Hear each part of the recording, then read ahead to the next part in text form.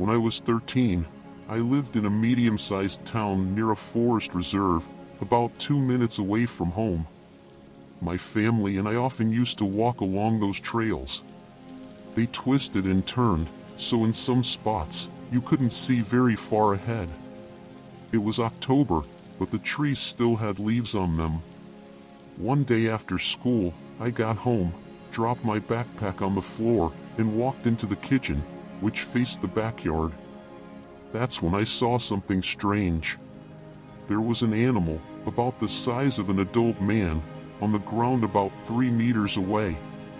Even though it was still pretty light out, the creature was pitch black, as if a shadow had peeled itself off the ground and crouched there.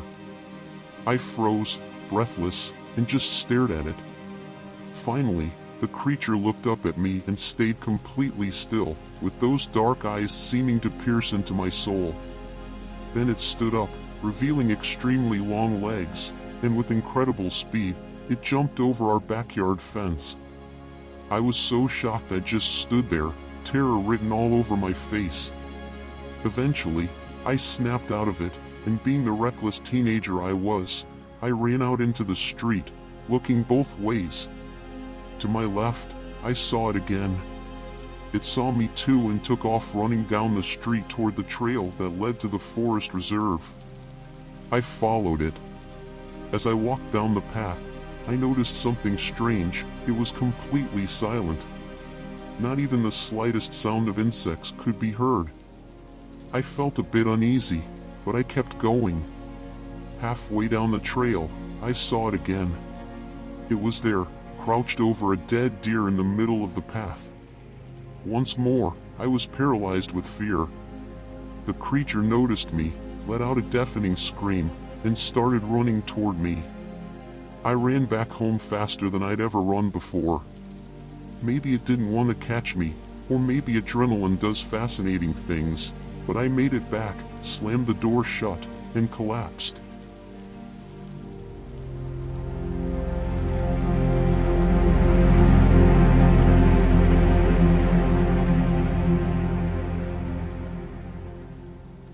Warning: the following story contains descriptions of violence against pets. Once, sometime between mid-September and early October, I went to visit a friend of mine who lived in Oregon, in such a remote area that all you could see were trees, just trees and more trees. For safety reasons, I'll call him Tom.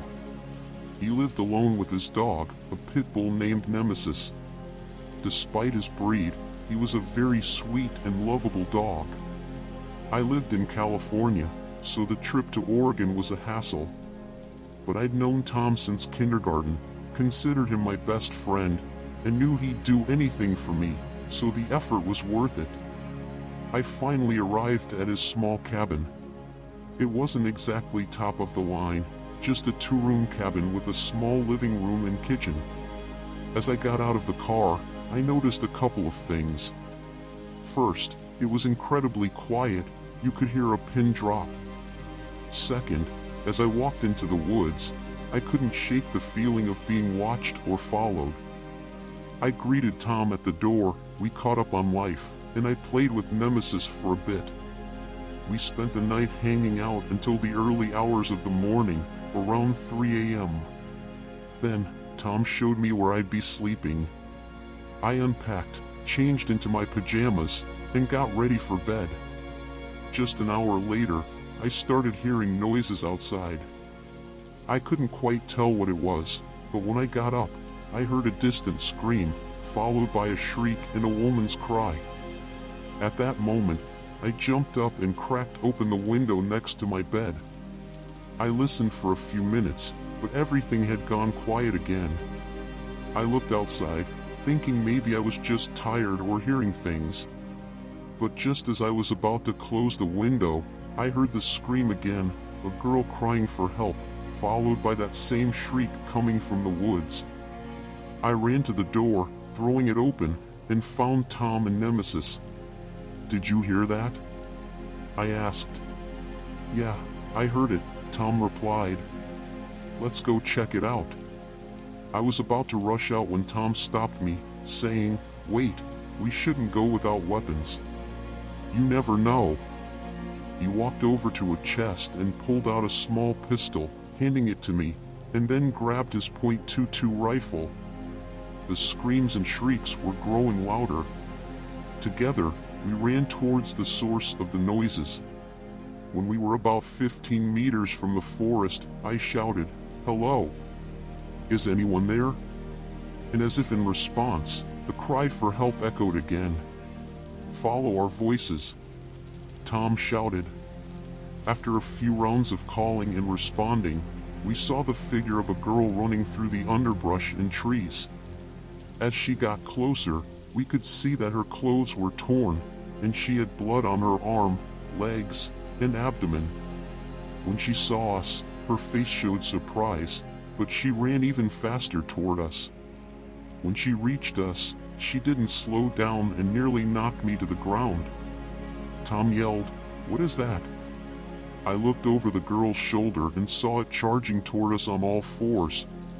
As it moved, it made a squelching sound, like wet shoes squishing with every step. The creature was very thin, but what stood out the most were its eyes, bright red, burning with an eerie glow.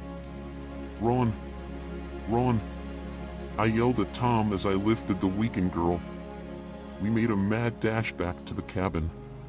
Tom ran ahead of us, and the girl kept screaming, urging us to hurry. But the thing was getting closer and closer. We were almost at the front door when I turned around to see if it was still following us. I saw the creature in more detail. Although thin, it was massive, not muscular, but long. Its skin was fleshy, with patches of hair, and its hands were unnaturally long, ending in sharp points. Distracted by its horrifying appearance, I wasn't watching where I stepped and tripped over something, crashing to the ground with the girl. I quickly pulled the gun from my waistband and got ready, but no matter what we did, it seemed like there was no way to stop that thing. Then, suddenly, Nemesis came bursting out of the door and charged at the creature. Nemesis leaped, sinking his teeth into the creature's forearm. The thing let out a scream of pain and turned its attention to the dog. Nemesis then bolted toward the forest, with the creature chasing after him. Soon after, everything went quiet again. We hurried back into the cabin, locked everything up, and treated the girl's wounds. She had passed out by then. We laid her down in my room, and Tom and I stayed in the living room, waiting either for Nemesis to return or, in the worst case, for the creature to come back. By 10 a.m., there was still no sign of Nemesis. Tom took his gun and headed toward the area where Nemesis had run, while I stayed in the cabin with the girl. A couple of hours after Tom left, the girl woke up. She told me she had gone outside to check why her dogs were whining. That's when the creature started chasing her. She ran through the forest, trying to lose it, and that's how she got cut up by the branches and underbrush. It wasn't long before Tom returned. Our hero, Nemesis, hadn't survived the night. We buried him that same day. I know that if it weren't for Nemesis, neither the girl nor I would be here to tell this story. But one thing still haunts me. What was that thing?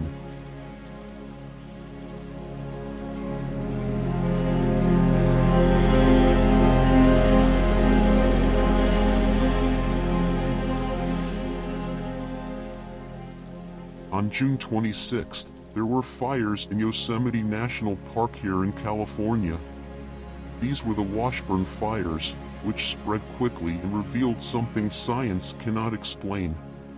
I'm a firefighter, and during those fires earlier this year in California, many rescue crews were called to assist.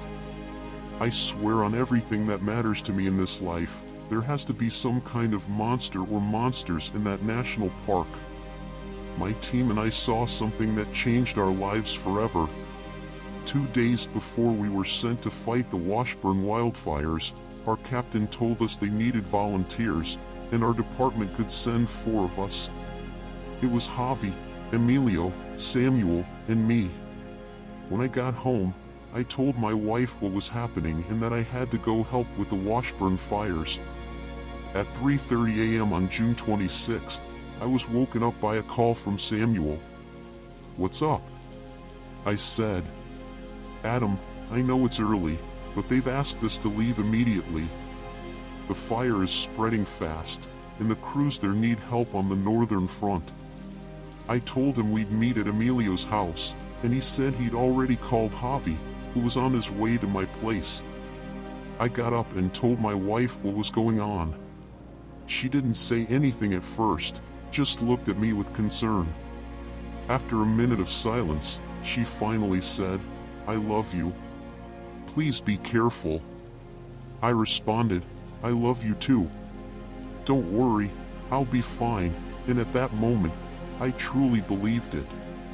After nearly 6 years as a firefighter, I had learned a thing or two. I got ready quickly and left my bag by the door. I started making myself a cup of coffee when I got a notification on my phone. It was Javi, letting me know he'd be there in a minute. I looked out the kitchen window and saw him parking in front of the house. I greeted him at the door and asked if he wanted a cup of coffee, but he declined, saying he already had something in the truck, along with several cans of Red Bull. We headed to Emilio's house, where we loaded all our gear into 2 trucks. We live in California, and if you're not aware, summer here gets incredibly hot. That morning, even at such an early hour, it was already around 25 degrees Celsius, 77 degrees Fahrenheit, but during the day, away from the fire, it could easily reach 40 degrees Celsius, 104 degrees Fahrenheit. We drove for about 2 hours, and as we got closer to the base camp, we started seeing animals fleeing the fire along the roadside. Over the radio, Emilio, who was in the other truck, told us to slow down to avoid hitting a deer or some other animal. Javi joked back, "You're only being careful because you don't have insurance." We all laughed but drove more cautiously. When we arrived at the base camp, we saw the fire's glow lighting up the distant hillside. Several rescue crews were gathered along the side of the road. We stopped and asked them about the situation. One of them told us that they had to pull the camp back due to the heavy smoke buildup. The crews were heading down to set up a new, safer camp. We turned on our emergency lights and parked alongside the other units. A few minutes later, about 18 more units arrived. There were tons of people trying to get the fire under control, which was getting dangerously close to a small town and some homes. 2 more units passed us, and the captain mentioned that they had found some campers alive, but they had inhaled a lot of smoke and were suffering from dehydration. One of them had minor burns. We geared up, checked our masks and oxygen tanks, prepared our axes, and were assigned our starting position. Fighting a fire while keeping your crew and other people safe is complicated. This wildfire took weeks to combat, with crews rotating in 6-hour shifts. It was massive. When we got there, it was only about 20% contained. Then, we got a call that a civilian at Southgate Brewery had reported his younger brother missing for several hours. He was supposed to have returned to his cabin, but never did. Our unit was the closest, so we were sent to investigate. We headed to the brewery and arrived in about 20 minutes. It was a small building surrounded by cabins, with several cars parked outside. A tall man in his 40s came running out when he saw us and began speaking quickly. "Please, you have to help me. My brother is up there at the cabin, and he hasn't come back since last night." They told us to evacuate, but he said he was just going to grab his things. We told the man to lead us to the cabin. He guided us toward a part of the forest where the smoke was starting to thicken. When we arrived, we noticed the door was open, but there were no signs of his brother. Samuel and I went inside while Javi and Emilio checked around the perimeter. Inside, the cabin seemed untouched, but the air was heavy and thick with ash. There were no signs of a struggle, just his backpack on a chair. The man, clearly distraught, kept shouting his brother's name, but there was no response. As we stepped outside, Emilio called to us from the other side of the cabin. We found him standing near a trail that led up the mountain. As we got closer, we realized something was off. The footprints in the dirt were deep, far too large to be human. "What the hell is that?" Samuel asked as he examined the tracks. They looked like the prints of a large animal, but something about their shape disturbed us. They resembled bear tracks, but had an odd symmetry we hadn't seen before. Plus, they stretched out in a straight line, as if whatever made them was walking upright. "It's probably just a bear," Emilio said, trying to sound calm. "With all the fire and smoke, the animals must be disoriented." Javi didn't seem convinced, but we continued up the trail, following the tracks. The man, still looking for his brother, decided to stay behind at the cabin, clearly too nervous to venture deeper into the woods. We walked for about 20 minutes, following the tracks, until we reached a clearing. The smoke was thicker here, making it hard to see far. Just as we were about to suggest turning back, something caught our attention in the distance. We saw a figure among the trees. It looked like a man, but his posture was odd, his shoulders hunched, and his head hung low. We froze. "Is that him?" I asked. Javi, who was closest, called out, "Are you okay?" The figure didn't respond. It just stood there, still, watching us from afar. We cautiously approached, but as we got closer, the figure didn't walk or run away. It vanished into the trees with an impossible speed. We stood there, paralyzed for a moment, and the silence that followed was overwhelming. "Did you see that?" Emilio asked, clearly shaken. "Yes," I replied. "That wasn't a bear." We were all on edge, and for the first time in years of working in the field, I felt a pure sense of panic. We decided to head back to the cabin to reassess the situation and inform the other teams. But as we turned around, we saw something that made our blood run cold. The tracks we had been following had changed. What had once looked like animal prints now appeared more human, but still far too large to be normal. We walked in silence, trying to stay calm, but we all knew something strange was happening in that forest. When we got back to the cabin, the man was waiting outside, pale and shaken. He told us he'd felt like he was being watched from the trees but hadn't seen anyone. We escorted him back to the base camp and reported what we had found to our superiors. They didn't fully believe us, and the next morning, a search crew was sent to the area. They found no trace of the man's brother or the creature we had seen that night. Back at our tent, none of us could sleep. What we had witnessed defied explanation. The next day, we were assigned to a new section of the fire, and the search for the missing man was called off after 3 unsuccessful days. Since then, I've looked into other disappearances in Yosemite, and we're not the only ones who have seen something strange in those woods. There's something out there that doesn't belong to this world, and I'm certain it's what we encountered that night.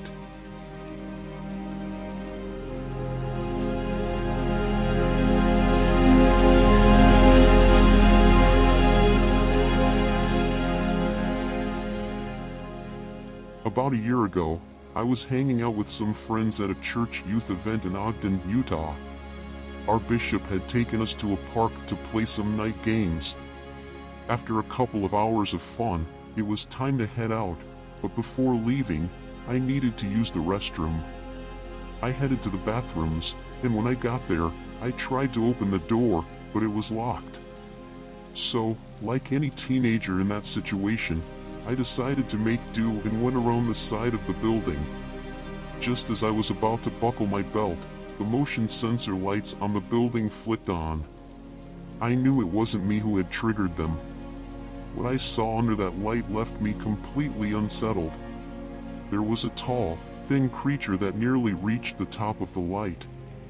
As I stared at it, I realized that where its eyes should have been, there were only dark, empty holes. I couldn't move. I was paralyzed with fear, but at the same time, I felt an odd sense of curiosity. Then, I saw the creature motioning for me to come closer, but it didn't seem like it wanted to move towards me. It just wanted me to approach it. In that moment, after being frozen in shock, I finally managed to move. Instead of going closer, I turned around and ran as fast as I could back to my friend's car. When I got there, they could tell I was visibly shaken. I slammed the door and begged them to leave the park as quickly as possible. When we got back to the church, they tried to calm me down, but nothing worked. They decided to take me home to my parents, who stayed up with me all night while I cried. All I know is that if the light hadn't turned on, that thing might have caught me, and I might never have even realized it.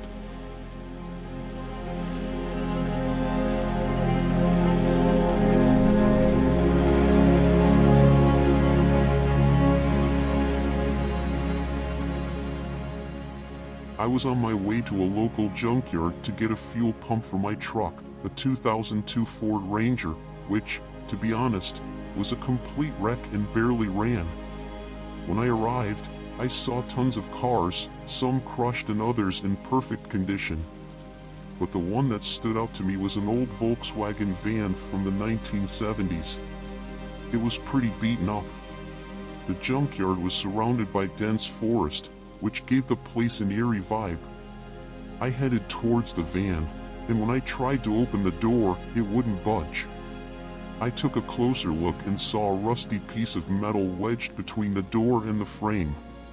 After some effort, I managed to pry it loose. As I did, a few old papers and clothes slid out, but then I stepped on something. I pulled out my flashlight and shone it on my foot, expecting to see water. What I saw instead made my stomach turn, a pool of warm, red blood. Horrified, I tried to stay calm and moved further into the van. Toward the back, I found more papers and old clothes, but as I was leaving, I tripped over something. Shining my flashlight on the ground, I saw it was a decapitated deer leg.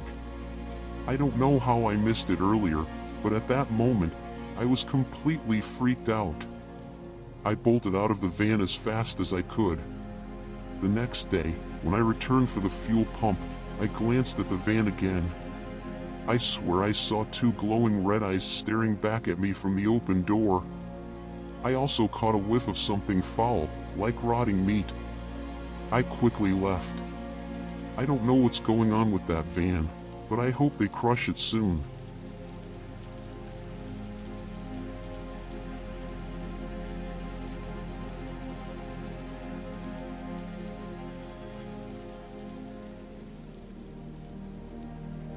It all started when we moved into what my sisters and I called the Orange Mansion. The house had 3 bedrooms, 4 bathrooms, and even a pool. I was 8 years old at the time, and my sisters, Jade and May, were 10. We were still pretty young, and our imaginations would run wild as we pretended to be princesses in a palace. But once night fell, all that fun came to an end.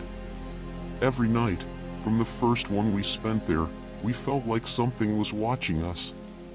We'd catch glimpses of things out of the corner of our eyes, and objects would move when we weren't near them. I remember it all started one night, a few weeks after we had settled in. We were all asleep when a faint but noticeable tapping sound came from the closet. The closet was connected to the large attic above. At first, we didn't think much of it. Our parents told us the house was old, and maybe it was just settling. We went back to sleep, but a little while later, the tapping stopped, and something much worse took its place. This time, it sounded like something was stealthily moving across the attic floor, not with footsteps, but as if something was darting across wooden boards. This lasted about 30 seconds, but it felt like an eternity as it moved across the floor above us. That same night, I had a beautiful dream. I woke up to find the walls turned to solid gold, the windows covered with colorful jewels, and the bed we were sleeping on draped in velvet sheets on a mattress that felt like a cloud. I heard my mother singing downstairs, so I got out of bed, waking my sisters to follow me. We reached the glimmering, mountain-like door, but just as we were about to open it, I woke up. It was a beautiful morning. I noticed my sisters had already gone downstairs. But then I saw something that sent a chill through me. The closet door was open, and so was the attic door. Being a curious child, I wanted to find out what was in the attic, to see what could have made that noise. I crawled through the small attic door and climbed the stairs. Cautiously, I peeked into the attic, but I didn't find anything. I decided to step inside since a ray of light was coming through, but even with the light, there was nothing there that could have made those sounds. Then I saw them, large claw marks on the floor. There was only one long, continuous line, like someone, or something, had skated across the floor with a single claw. Seeing those claw marks set my imagination wild. I started to feel like something was watching me, so I ran out of the attic as fast as I could, as if my life depended on it. The rest of the day seemed dull in comparison. The activities and games we played ended in arguments, as if something was trying to ruin our fun, and maybe even our family. That night, the same thing happened again, noises coming from the attic. But soon, the sounds turned into what we all thought was a woman singing. My fear, which had been overwhelming, faded, and we were able to sleep. Then came another dream. My sisters and I woke up in that beautiful palace again, and we heard the singing. We ran to the door, and when we opened it, it was as if we had stepped through the gates of heaven. A spiral staircase extended from our room, made of quartz and bronze, with streams of water cascading from above, while the walls were covered in stunning gems. We raced down the stairs, and at the bottom, there was a woman, but it wasn't our mother. I remember her saying, "Good morning, my dears. I suppose you're hungry?" She snapped her fingers, and a feast appeared before us, cookies, brownies, and foods I had never seen before. Confused by everything, we politely told her we were fine and should probably be going. That, apparently, was the worst mistake we could have made.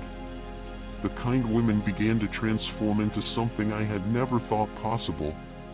Their skin started to decay, their eyes turned pitch black, and a dark fluid began to ooze from their eyes and spill onto the floor. Their clothes disintegrated into dust, revealing long, spider-like legs. We ran back toward our room, but as we did, we heard their horrifying screech, "Come back now, or I'll cut off your hands and hang them." We didn't look back. We kept running up the stairs, but it felt like the staircase stretched longer and longer as we climbed. Finally, when we reached the door handle, we all woke up at the same time. It was still nighttime. We tried to get out of bed, but we couldn't move. We couldn't even scream for help. After what felt like an eternity of trying to move, we heard that stealthy walking again, and what made us all wish we could disappear was when she spoke. We heard her from above, coming from the attic. "Come back now, you've been invited to dinner." I began to pray out loud, but I don't think she liked that. "No one can save you. No one can hear you. You will be with me forever."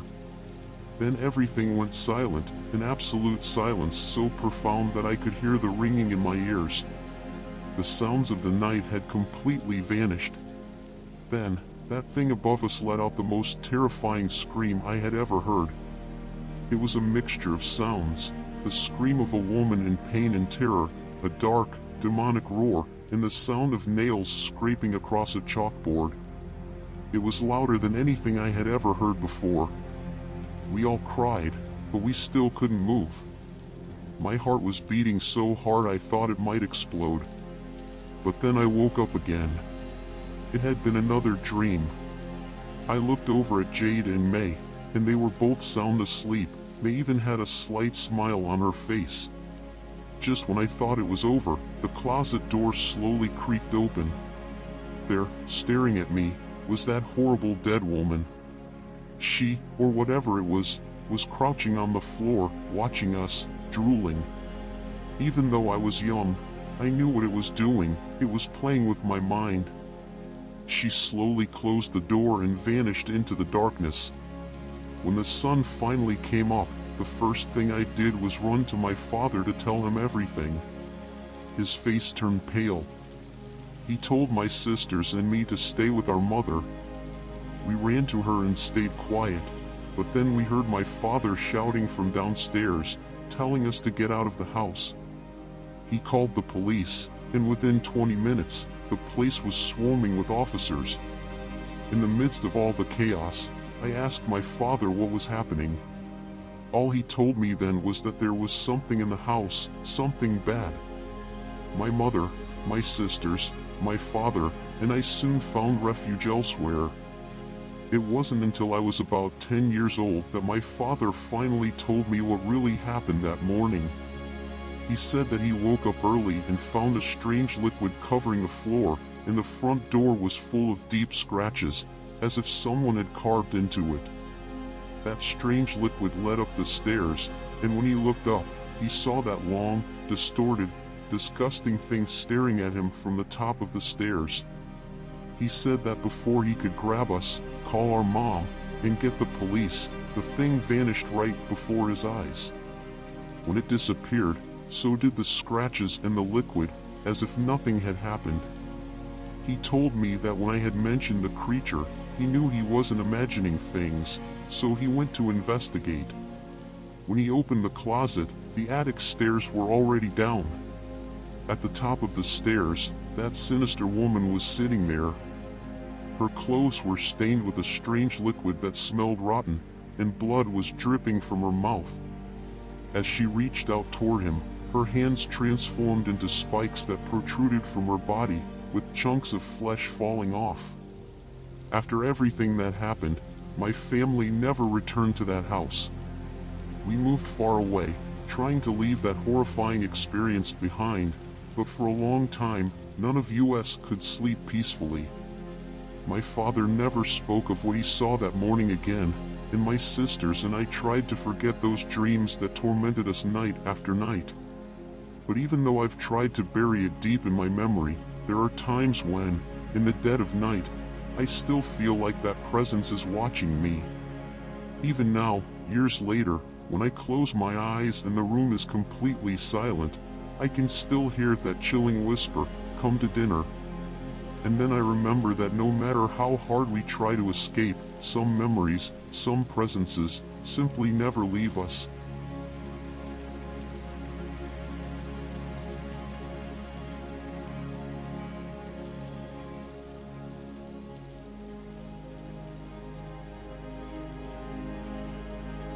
About 3 years ago, I experienced something that still gives me chills to this day. It was a regular evening, and I was getting my 3 daughters ready for bed, organizing things for the next day. That night, I ended up going to bed a little later than usual. Before lying down, I did my usual routine of checking all the doors and windows, especially since I had heard strange noises on previous nights. I wasn't sure what they were, so I made sure everything was locked up tight. Once in bed, I drifted off to sleep, but I woke up suddenly in the middle of the night. I wasn't sure why, but I felt a heavy, unsettling presence in the room. When I opened my eyes, I saw it, something dark and tall standing at the foot of my bed. I could hear its breathing and see its breath in the dim light of the room. The moment I made eye contact with it, it turned and bolted straight toward my daughter's room. Terrified, I jumped out of bed and ran after it. I didn't know what I was going to do, but I couldn't let it reach my girls. I sprinted in the direction it went, through the back door that leads to the kitchen, then down the long hallway to my daughter's bedrooms. When I got there, I found all of them sound asleep, and there was no trace of the creature in their rooms. Confused, I headed back to my room. But as I passed through the kitchen, I felt that same wave of fear again. The back door, which I had checked and locked before bed, was wide open. I stood there, trying to make sense of what had just happened. Had it all been a dream? Was there really something in the house? If it was just a dream, how could I explain the open door? For days after that, I couldn't shake the feeling. I had several sleepless nights where I stayed up in the living room, doing word puzzles to pass the time. One night, I heard something large running across the roof.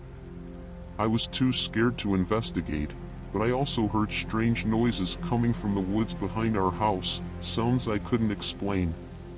I still can't move past that night. Can a dream activate all your senses? I could hear its breathing, see it, feel it, and watch it move. It was so tall that it had to duck to fit through the doorway. I just don't know what to think. Ever since that event, I've been uncomfortable in the dark, and I no longer feel safe in wooded areas, something that had never bothered me before.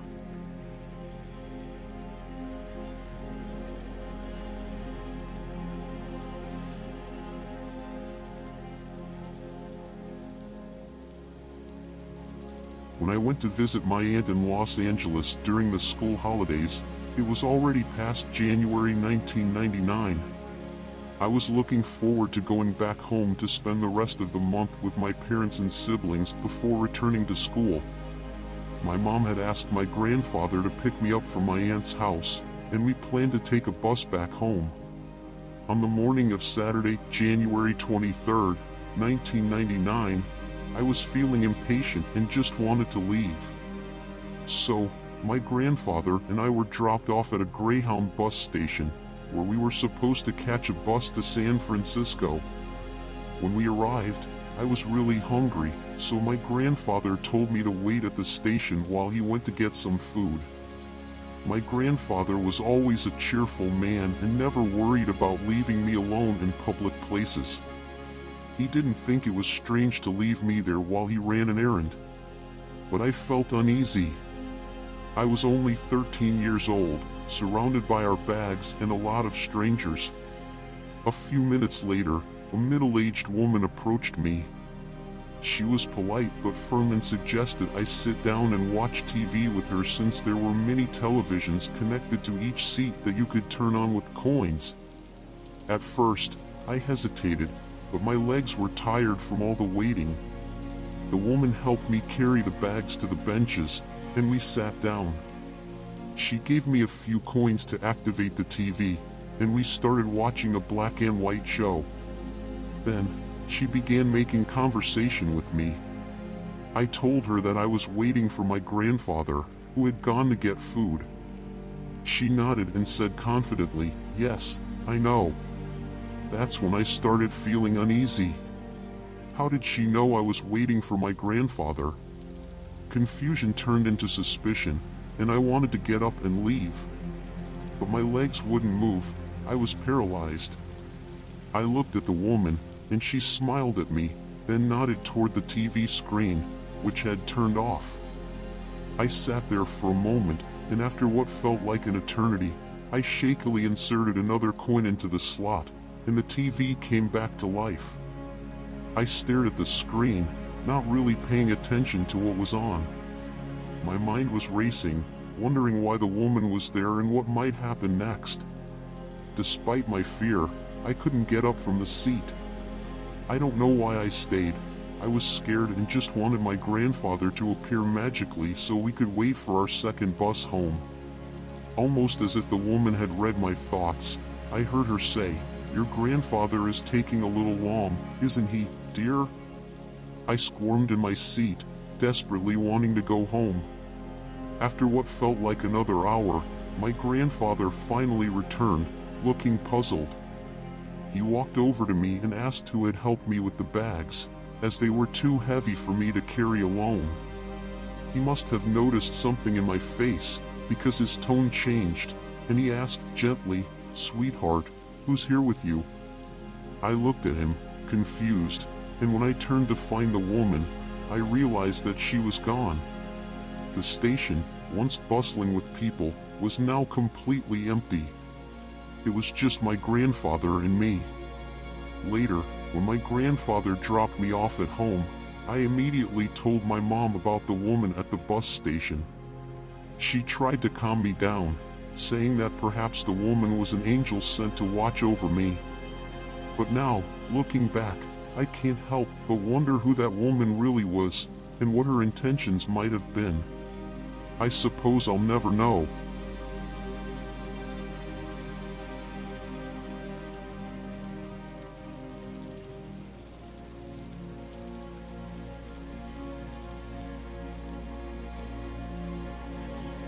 This is, unofficially, the second part of the strange encounter with the woman at the Greyhound station. After that eerie and supernatural experience in San Francisco, as you can imagine, something similar happened to me again. I can't remember the exact time of year or day it occurred, but it was about a year after that chilling experience when I waited for my grandfather to return with food at the bus station. By that time, I was 14 years old and in high school. What I'm about to share is so unbelievable, even to me, and I'm the one who lived it. My high school was about a 20-minute walk from my house, and one day, as I was walking home, two girls around my age suddenly appeared a few meters behind me on the sidewalk in my neighborhood. I found it extremely strange because just seconds before, there had been no sign of them. There hadn't been any intersecting streets, and if they had come out of a nearby house, I would have noticed immediately. I had always been a paranoid kid, constantly checking my surroundings. Almost as if they could hear my thoughts, one of the girls called out to me hesitantly. I turned around to look at them and awkwardly responded, "Yes?" The girl who had spoken had a wide smile stretched across her face as she approached me, with her friend following closely behind. She gestured toward her friend and mentioned a name, though I can't recall exactly what it was, so let's just call her Nebula. "Nebula says you're an interesting person," she said, smiling like she was pleased with herself. The two girls then started talking about past experiences, events where I had been the only one present at the time. Their questions were unsettlingly specific, like, "Do you remember when you were 8, and you really wanted to eat some freshly baked cookies, but they told you to wait until later? And because you didn't want to wait, when no one was in the kitchen, you grabbed an oven mitt, took some cookies, wrapped them in a napkin, and snuck away so you wouldn't get caught?" I stammered something incoherent, because I was in complete disbelief. And they responded in unison, "Yes, we know." Another question they asked was, "Do you remember when you were about 10 years old, playing with a small blue bouncy ball outside? Your brother threw it so far it fell into a trash bin. He felt awful and started crying, so you climbed into the bin to find it, but you couldn't. Then, you prayed for it to magically reappear, and while you were still inside, your brother called your name and told you it had bounced right back into his hands, like it appeared out of nowhere." I was terrified. I stood there, staring at these girls, who were talking about things they had no way of knowing. I could barely breathe, and my heart was pounding in my throat. Then, to my horror, their eyes flickered white for about 3 seconds while they smiled widely. The main girl placed her hand on my right shoulder and, in a low but clear voice that sent chills down my spine, said, "We'll be watching you. We always have been." I just wanted to get away from them. I turned around, and when I glanced back just a second later, they were gone. Completely vanished. After my experience at the bus station the previous year, I had already become that paranoid kid, and after this particular encounter, I shut myself off from everyone. I was in denial for a long time and decided to keep it a secret. Even now, I feel tears welling up as I think about it, because it was terrifying to be there while those two beings looked at me with those unsettling smiles, recounting moments from my life that no one else could have possibly seen. Some of the things they mentioned were incidents I had always thought of as miracles. But now that they knew about them, I didn't know what to think. And as for the moments when I did something wrong, like stealing cookies, I know it might sound laughable to anyone else. But I grew up in a deeply religious household where even taking food from our own fridge without permission was considered stealing. I had to ask for permission for almost everything. Over the years, I started questioning my faith, and I've always wondered what those girls really were. Because no one's eyes just flicker white like that if they're truly human. This is the first time I've talked about this since it happened, and even now, I feel so strange about it. My brother was about 4 years old at the time, so I don't think he remembers much about the ball. I thought he might have said something over the years, but he never has.